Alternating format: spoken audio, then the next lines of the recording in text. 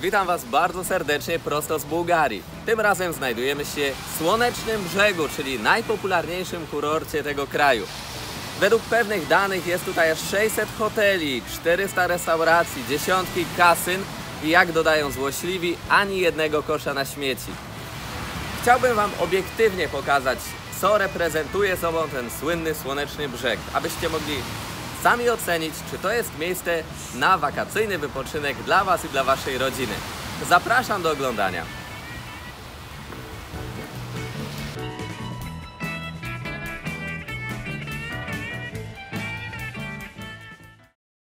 Dawno, dawno temu, kiedy Neseber był kwitnącym miastem, na terenie obecnego Słonecznego Brzegu nie było nic.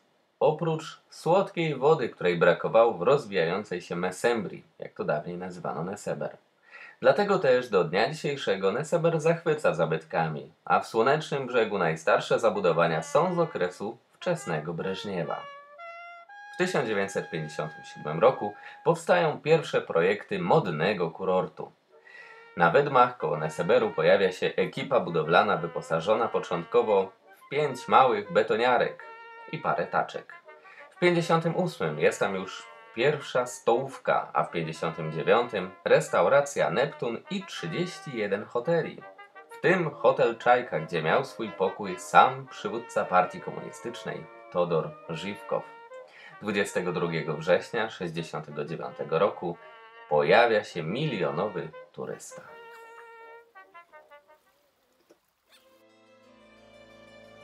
A tak na marginesie, jednocześnie z budową kurortu ruszył jeden z najstraszniejszych w całej Bułgarii obóz dla więźniów politycznych. Znajdował się w mieście Łowecz i nosił nazwę Słoneczny Brzeg, dowodząc ironicznego poczucia humoru towarzyszy. Czy wy wiecie, że na tych plażach i na tych wydmach kiedyś roiło się od węży, nie dało się tutaj wejść?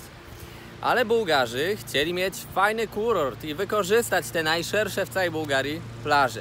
Dlatego zgadnijcie, co zrobili. Przywozili zewsząd jeże, które miały zadanie specjalne – pozbyć się pełzających mieszkańców Słonecznego Brzegu. Ciekawe, co potem stało się z jeżami. Widzieliście tam jakiegoś?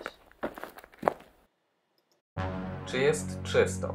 Słoneczny Brzeg zrobił na mnie bardzo pozytywne wrażenie pod tym względem.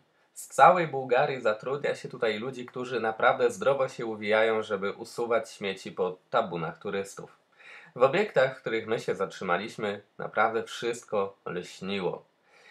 Jak się człowiek porozgląda po krzakach, to zawsze znajdzie coś, ale ogólnie rzecz biorąc, to na tle Bułgarii Słoneczny Brzeg jest bardzo zadbany. Wielu opowiada o pozłacanych pałacykach, na widok których szeroko uśmiechają się turyści o złotych zębach. I trzeba przyznać, że jest na czym oko zawiesić. Nie ma tu ładu architektonicznego. Każdy robi to, na co mu pozwalają możliwości finansowe.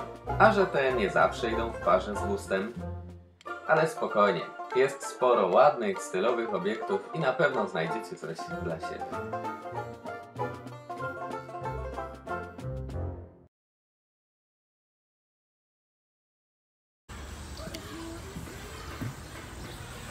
Słoneczny Brzeg możemy podzielić na dwie części. Jedna to jest ta blisko morza i główna promenada, gdzie ceny niestety są dosyć wysokie, a jakość usług niekoniecznie najwyższa. Na przykład wczoraj bardzo się zaskoczyliśmy, kiedy razem z rodziną usiedliśmy na chwilę w McDonaldzie, bo mała strasznie chciała Happy Meala. Zapłaciliśmy za niego 14 lewa. Normalnie dokładnie ten sam zestaw kosztuje 5,50 wszędzie gdzie indziej w Bułgarii. No dobra. Natomiast wieczorem wybraliśmy się zjeść coś koło miejsca, gdzie byliśmy zakwaterowani. Zupełnie inne ceny, całkiem przyjemnie. Na przykład miejsce, gdzie teraz się znajdujemy, jest okupywane przez miejscowych ludzi. Taksówkarzy, zaopatrzeniowców, personel hoteli itd. Także lepiej na fajny obiad wybrać się w głąb kurortu. Obok naszej kwatery znaleźliśmy na przykład niepozorną knajpkę prowadzoną przez Turka. Genialne jedzonko i świetne ceny.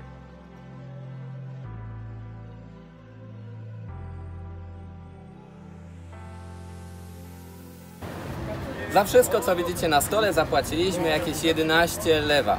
Mamy tutaj żeberka z ziemniaczkami, przepyszną sałatkę i tykwiczki z sosem śmietanowo-czosnkowym, czyli cukinia. Bardzo dobry specjał bułgarski, do tego jeszcze piwko. Myślę, że bardzo dobra cena.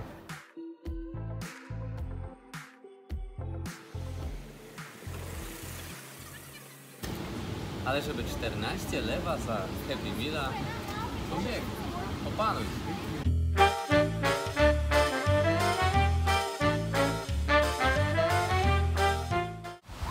Dyszkę za parasol, dyszkę za leżaczek.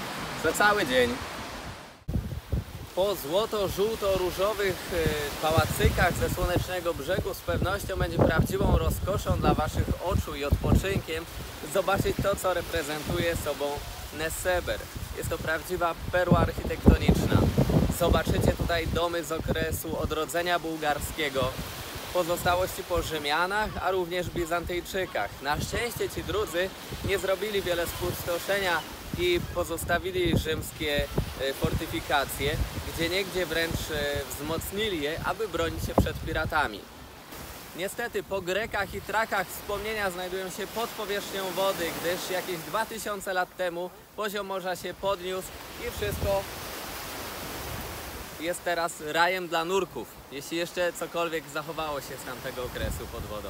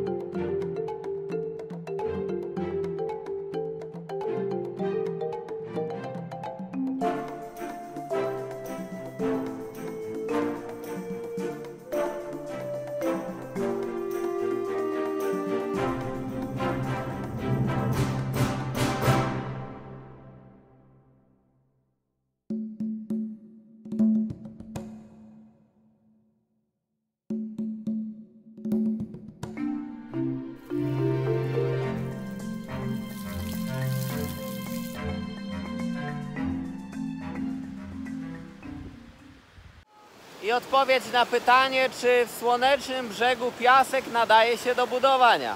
Proszę bardzo.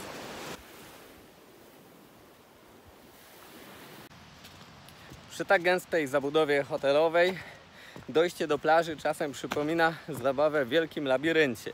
Idziesz pomiędzy budynkami, możesz tak przejść z 10 minut pieszo i dochodzisz wreszcie do momentu, w którym rozumiesz, że nie ma dalej przejścia, bo jest to dostępne jedynie dla gości hotelowych. Tak po kilku zabłądzeniach jeden z uprzejmych pracowników jakiegoś kompleksu hotelowego zaproponował nam, abyśmy przeskoczyli przez ogrodzenie i właśnie w jego asyście uczyniliśmy to i byliśmy na plaży.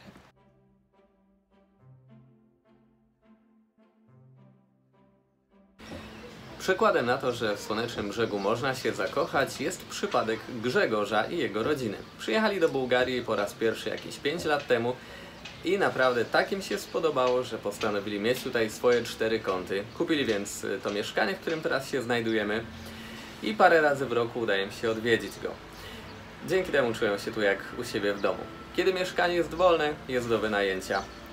Myślę, że jest to fajna opcja, zwłaszcza dla tych, którzy po raz pierwszy wybierają się do Bułgarii i chcieliby dokonać wszystkich negocjacji oraz załatwić sprawy płatności w języku polskim i na polskie konto bankowe. Cena jest bardzo przyzwoita, mieszkanko bardzo przyjemne, no i ten basenik naprawdę relaksacyjnie.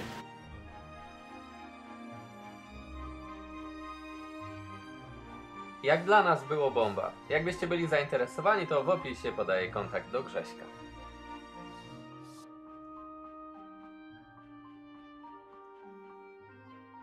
Stamtąd pojechaliśmy do drugiego obiektu, również zamkniętego kompleksu. Tym razem jego właściciel to znany bułgarski piłkarz. Grał w Litek Słowacz i w kadrze narodowej. Dobrze zna chłopaków z Wisły. Kupił sobie w tym obiekcie 2 apartamenty. Większy i mniejszy. Oba są do wynajęcia, ale być może kiedyś Wam przyjdzie do głowy kupić sobie mieszkanie w Bułgarii. Na przykład w takim zamkniętym kompleksie jak tutaj, gdzie będziecie mieć do dyspozycji 2 baseny, place zabaw dla dzieci, animatorów i wszystko to będzie włączone w cenę waszego apartamentu. Ile kosztuje coś takiego? Za ten duży dwupokojowy apartament zapłacić trzeba będzie 39 000 euro, a za mniejszy 24 000. Oprócz tego co roku płaci się czynsz na utrzymanie basenów, sprzątanie itd. Oczywiście w Słonecznym Brzegu są tańsze oferty, ale wszystko zależy od standardu i wykończenia mieszkania. Jeśli chcecie ponegocjować cenę z plamenem, to podaję wam jego namiary w opisie. Ewentualnie mogę pomóc w roli pośrednika. Podsumowując nasz wyjazd, muszę przyznać, że Słoneczny Brzeg jest zupełnie inny niż reszta Wybrzeża i oczywiście nie przypomina reszty kraju. Czasem się zastanawialiśmy, gdzie my jesteśmy, bo żyjemy w innej Bułgarii, też fajnej, ale innej. To chyba tak jest z kurortami w biedniejszych krajach. Hurghada też nie przypomina reszty Egiptu. Więc myślę, że warto sobie zafundować taki wypoczynek. Ale zachęcam też do poznania innych części tego pięknego kraju. Dziękuję wam bardzo za obejrzenie tego odcinka. Proszę zasubskrybujcie mój kanał i jeśli wam się podobało, to dajcie łapkę w górę. A jeśli wam się nie podobało, to dajcie łapkę w górę. Serdecznie pozdrawiam.